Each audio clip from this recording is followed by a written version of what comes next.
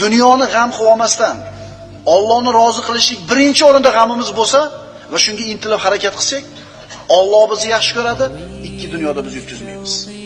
Biz unutib qo'yamiz, birodarlar. Doim nimani unutib qo'yamiz? Rabboniy miqyosni, ilohiy o'lchovni. Birimiz ikkinchimizni qadr qiymatimizni belgilayotganda dunyoda narsalar bilan o'lchaydigan bo'lib ketganmiz. Ilohiy o'lchov nima edi? Inna akramakum indallohi atqakum. Hujurat surasida Alloh taolo aytadi, sizlarni Allohning huzurida hurmati balandrog'inglar, taqvodorrog'inglar, Allohdan ko'proq qo'rqib yashaydiganinglar. Pul demadi, qarang. Quvvat demadi, millat demadi, mansab demadi. Nima dedi? Allohdan ko'proq qo'rqib yashaydiganing men uchun hurmatli deyapti. Shuning uchun bizga Alloh azza va jallani muhabbati, Alloh taoloni berayotgan hurmat e'tibori bo'lsin.